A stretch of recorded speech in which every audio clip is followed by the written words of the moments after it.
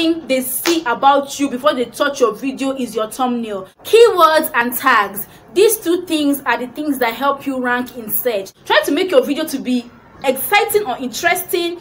When you get video ideas, you write them down.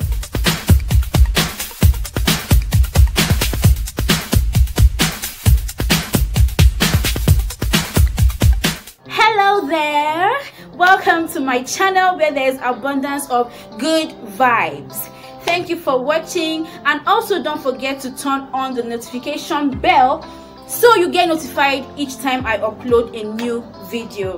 Before I start this video, I want to make it clear that I am not here to give you tips on how to grow your channel. In this video, I'm just going to be advising intending new and small YouTubers based on my experience and my mistakes as a small YouTuber. Don't wait until you have fancy backdrops or a professional camera or a tripod stand. Start already. You can start with whatever you have. You can start with your mobile phone. Start because you enjoy making videos or you enjoy doing tutorials. If your main aim of doing it is to make the money, if after editing for 1 or 2 months and you're not seeing the cash, you're very most likely to give up because your main aim is not to do it because you love it. You're just doing it for the cash. So just chill, okay? For most of the new YouTubers and small YouTubers, we make use of our mobile phones. Whenever you're filming, you have to film like this. That way you get the standard video ratio for YouTube. If you keep your phone like this while videoing or while recording, your video is going to have the black edges at the two sides. Your video will have that black edge. If you check my old videos or my initial videos, my videos always had that black edge thing, and I was always wondering, how do I eliminate this black thing? It can be very frustrating when you're talking and it's flowing and then you get a notification on your phone that. So make sure you clear out all the old and existing videos or files that you do not need anymore, so you have a lot of time to talk and enjoy yourself while filming. And then when you edit, you have enough space to import that edited video. Another thing with filming is make sure you're filming from the right angle. Hello everybody, good morning, how are you? Just imagine, take majority of your video space and maximize your background. Also make sure your environment is quiet and serene so that people can hear what you're saying, and ensure that your background is not too busy. If your background is busy, scattered, it is most likely that your audience are going to be focused on your background and not on you. So to prevent all these background distractions, you can get a backdrop with minimal designs. You can also just arrange your background, arrange your room or your sitting room or your kitchen or wherever you're staying to make your video, to ensure that it's tidy and it doesn't distract your audience. A lot of us use our front cameras, like our cameras are front facing when we are recording, so you look at the lens, but a lot of us look at the screen to see how we look, to see how beautiful we look. Lovely person, you look beautiful, you look pretty. Talk to your audience, talk to your listeners, talk to people that subscribe to you, talk to people that are watching the video. Look at the lens, be confident in yourself. If you cannot concentrate with your phone's camera facing front, and you know that you're always going to be distracted by wanting to look at yourself, then you can just flip your phone over and use your back camera. The back camera is obviously better. If you're not the type to shout, or you cannot shout, then get yourself a mini mic or a clip-on lavalier mic that you can attach to your dress and then speak into the mic so that your voice will be enhanced in the video. But someone like me that cannot be shouting on top of my voice because headache, my head is going to start aching, what I do is I use an editing app. It's called VLLO. You can use the VLLO app to increase your video volume by 5 times.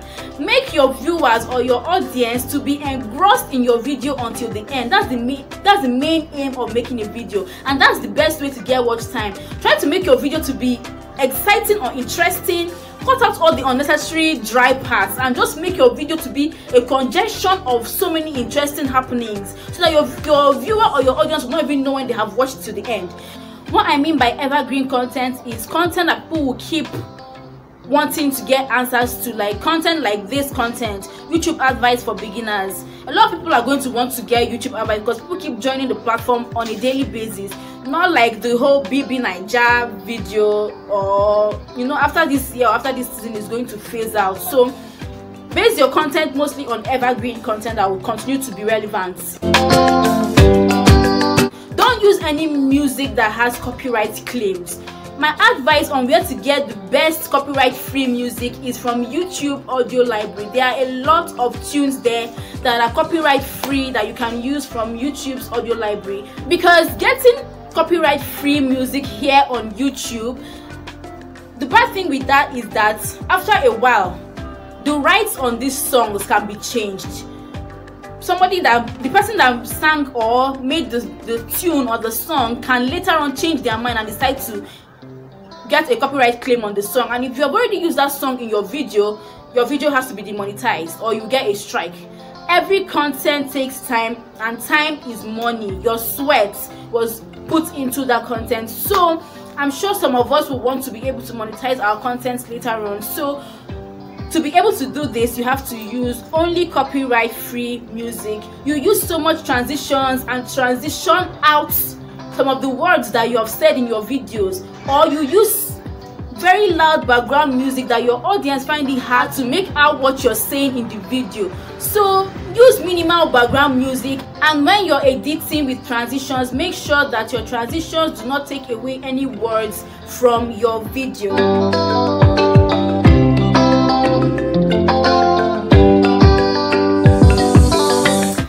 Personally upload on Mondays. You can pick out any day of the week to upload your videos. I upload on Mondays, and I have experimented uploading on other days that are not Mondays, and then I have found out that those videos I upload on Mondays every Monday do far better than the videos I upload on days that are not Mondays. I think YouTube's algorithm takes note of the days that you upload the most, and then on that day they promote your video the more. I don't know how it works, but another good thing with having a specific day in the week where you upload is your subscribers know when to come back and check for your new content. Every Monday, if they have not gotten a notification from you, they'll always come back and say, oh, today is Monday, she must have uploaded by so and so time, by so and so time. So they'll always come back to check if you have a new video on your channel. Okay, now you've picked a day where you want to be uploading. At what time should you be uploading your videos? Go now to your Google Play Store or your App Store and get that app, YouTube Creator Studio. It helps you monitor your YouTube growth, your analytics, your audience retention. So you can go under each video and check out the time where your views are higher, where people watch your videos more, and then mark that time. If it's by 12 p.m, then you start uploading your video by 11, because it takes a lot of time before YouTube finally uploads your video. They have to process, they have to load it, they have to do another processing after uploading it. So you have to start uploading early if you want to meet up with that particular time that favors your videos. Also, you can also go to your videos and find out the country where most of your viewers are in. Like, majority of my viewers are in Nigeria, so obviously I have to find out when their morning is and upload within their morning afternoon hours.